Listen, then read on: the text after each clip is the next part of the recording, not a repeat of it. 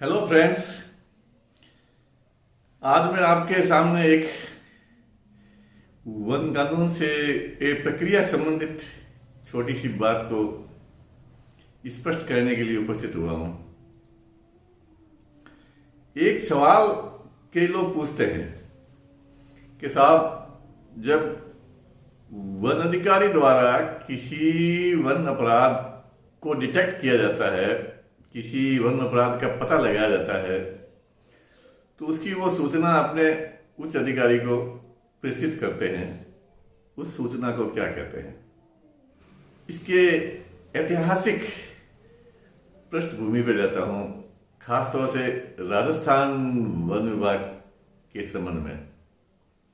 राजस्थान में 1959 में the Rajasthan forest manual volume second प्रकाशित हुआ था। उसके अंदर वन विभाग की कार्य प्रणाली का पूरा विवरण लिखा हुआ था। तो उस मैनुअल में एक प्रपत्र दिया हुआ था। उस प्रपत्र का नाम इब्तदाई रिपोर्ट जंगलात।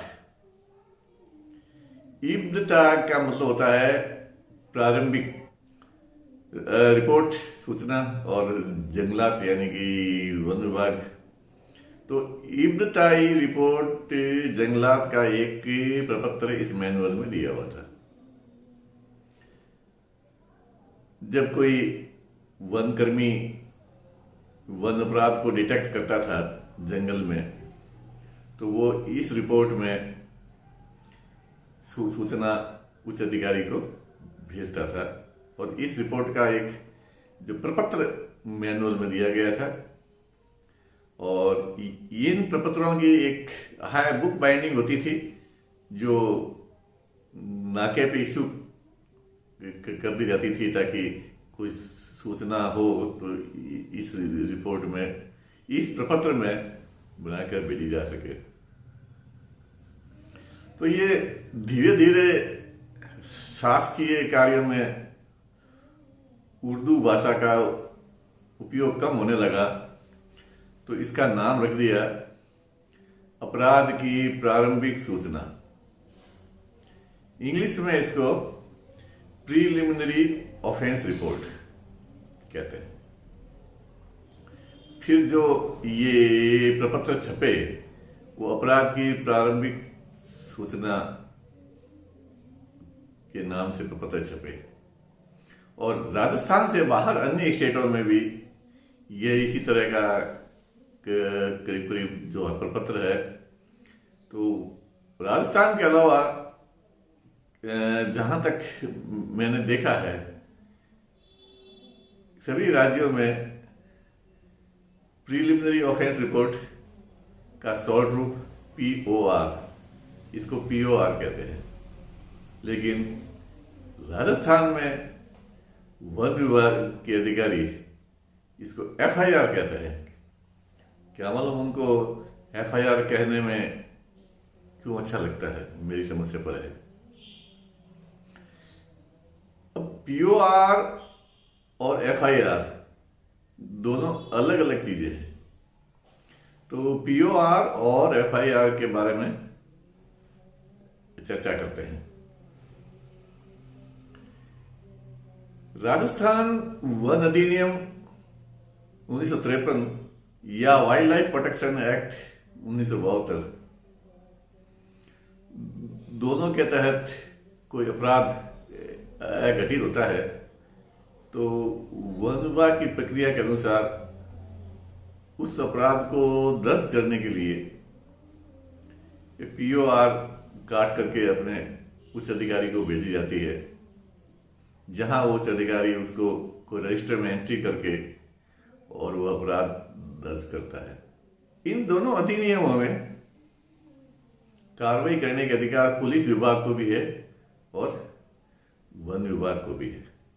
चूंकि वन अधिनियम में बिना वारंट अरेस्ट करने के प्रावधान है, और वाइल्ड लाइफ प्रोटेक्शन एक्ट में भी बिना वारंट अरेस्ट करने के प्रावधान है, तो जिन अपराध में आरोपी को बिना वारंट अरेस्ट करने के के पावर होते हैं, वह अपराध संज्ञेय अपराध कहलाते हैं। और पुलिस विभाग संज्ञेय अपराधों के मामले में सीआरपीसी की धारा 154 के तहत रिपोर्ट दर्ज करते हैं। उसको प्रथम सूचना रिपोर्ट, फर्स्ट इंफॉर्मेशन रिपोर्ट या एफआईआर कहते हैं। तो वन अपराध या वन्यजीव अपराध में यदि कार्रवाई पुलिस करती है तो वो सीआरपीसी की धारा 154 के तहत एफआईआर दर्ज करती है। लेकिन वन विभाग के अधिकारी, जो एक वन अधिकारी है, वो पुलिस अधिकारी नहीं होता है और सीआरपीसी की धारा 154 के तहत रिपोर्ट दर्ज करने का अधिकार कानून में वन विभाग को नहीं दिया हुआ है। इसलिए वन विभाग के अधिकारी एफआईआर दर्ज नहीं कर सकते हैं। उन्हें वन विभाग की प्रक्रिया के अनुसार पीओआर दर्ज करनी चाहिए और पीओआर ही दर्ज करते हैं। अब किसी ने कहा कि क्या फर्क पड़ता है, इसको आप एफआईआर कह दो या पीओआर कह दो, इससे क्या फर्क पड़ता है? तो सर, इससे बहुत फर्क पड़ता है, क्योंकि जब आप मामले को लेकर न्यायालय में पहुंचते हैं तो वहां न्यायाधीश, सरकारी वकील और आरोपी का वकील एफआईआर सुनते ही वे सीआरपीसी के धारा 154 के तहत जो एफआईआर दर्ज की जाती है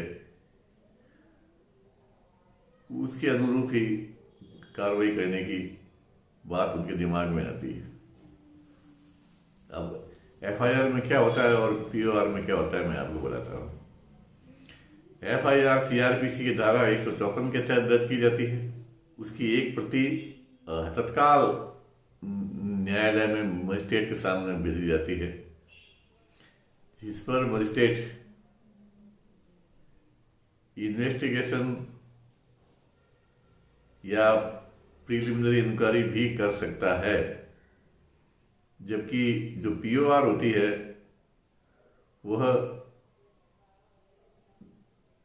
जारी करने वाले वन अधिकारी द्वारा अपने उच्च वन अधिकारी को भेजा जाता है, वो अपने उच्च कार्यालय में भेजा जाता है। तो पीओआर की प्रति न्यायालय में नहीं भेजी जाती है। जबकि एफआईआर सब सुन करके और न्यायालय कहता है साहब आपने इसकी कॉपी कोर्ट में भेजी कि नहीं भेजी, आपने ये बताइए। और हम भेज भी देते हैं, उनके कहने से हम भी पीओआर की एक कॉपी कोर्ट में भेज देते हैं। तो पहली तो जो प्रॉब्लम ये हुई। दूसरी प्रॉब्लम ये हुई कि एफआईआर जिन केसेज में दर्ज की जाती है, संज्ञेय अपराधों में दर्ज की जाती है, तो उसके तफ्तीश के बाद में जो नतीजा हासिल होता है, उस नतीजे को चार्जशीट के रूप में, आरोपी के विरुद्ध चार्जशीट के रूप में या चालान के रूप में न्यायालय में पुलिस द्वारा पेश किया जाता है। जबकि वन विभाग द्वारा आरोपी के विरुद्ध न्यायालय में परिवार पेश किया जाता है, वो चालान या चार्जशीट नहीं होती है।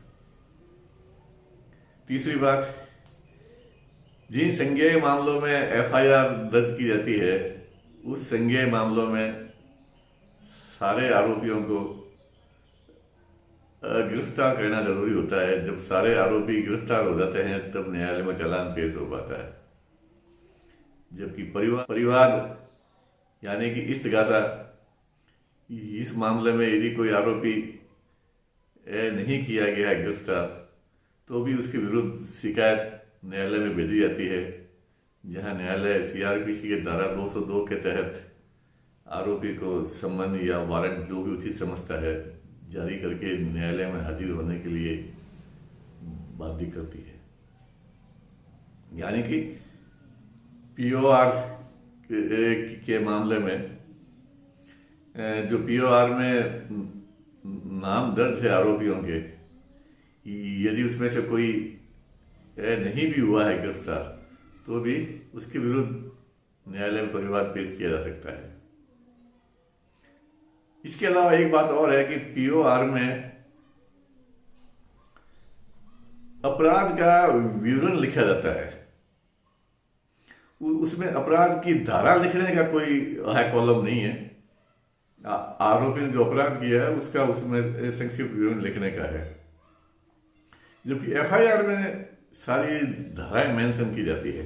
और जो धाराएं एफआईआर में लिखी गई है उसके अलावा यदि कोई धारा चार्जशीट में लगाई जाती है तो उसको बहुत ही स्पष्ट ढंग से साबित करना पड़ता है कि ये धारा एफआईआर की बात कैसे लगी। और अक्सर आरोपी के जो होते हैं वकील इस चीज़ का फायदा लेते हैं कि साहब ये चीज़ एफआईआर में दर्ज नहीं है, फिर ये बाद में की गई है, आफ्टर थॉट किया गया है। जबकि पीओआर तो एक अपने उच्च अधिकारी को सूचना देने का जरिया है कि ताकि वो उसे अपने रजिस्टर में इंदराज करके रिपोर्ट दर्ज कर सकते। ये इसका न्यायालय से या किसी न्यायिक प्रक्रिया से कोई लेना देना नहीं होता है। लेकिन जब हम पीओआर को एफआईआर कहते हैं तो वो न्यायालय में जो हमारा केस उससे बहुत कमज़ोर हो जाता है। इवन है बड़े बड़े केसेस में भी इसके बारे में न्यायालय में बहस हुई है। तो हम इस पीओआर को एफआईआर क्यों कहना चाहते हैं, हम इसको पीओआर को एफआईआर क्यों कहना चाहते हैं, इसका कोई मेरे समझ से परे है। कानून में जितनी शक्ति एक वन अधिकारी को दी गई है, वन अधिकारी को उसी शक्ति तक सीमित रह करके अपना काम करना चाहिए। कई बार कहते हैं साहब हमने तो ऐसा कर दिया और हो गया, सही है आपने कर दिया। वन कानून के बारे में स्टेट को भी ज़्यादा जानकारी नहीं होती, क्योंकि वो उनका वन अपराध से मुकदमा का वास्ता बहुत कम पड़ता है। न ही सरकारी वकील को जानकारी होती है, न आरोपी के वकील को जानकारी होती है। इसलिए ये सब हो जाता है कि आपने कर दिया और वहाँ न्यायालय में चल गया। लेकिन हाँ, कभी कभी यह उल्टा भी पड़ सकता है। तो मेरा राजस्थान के समस्त वन अधिकारियों से निवेदन है कि पीओआर को एफआईआर कहना बंद कर दें और एक सर्कुलर जारी कर दें कि ये पीओआर जारी की जाती है, एफआईआर जारी नहीं की जाती है। लेकिन सोचने की बात यह है कि हमारे राजस्थान फॉरेस्ट मैनुअल वॉल्यूम 2 1959 में तो इब्तदाई रिपोर्ट जंगलात लिखा हुआ है, लेकिन जो मैनुअल वॉल्यूम 2 2013 में बना, यह मैनुअल बड़े बड़े कोई धुरंधर वन अधिकारियों ने बैठ के बनाया। इस 2013 वाले मैनुअल में जगह जगह एफआईआर फर्स्ट इंफॉर्मेशन रिपोर्ट का अंकन किया गया है। ये मैनुअल एक वैधानिक दस्तावेज होता है जिसके अनुसार विभाग काम करता है।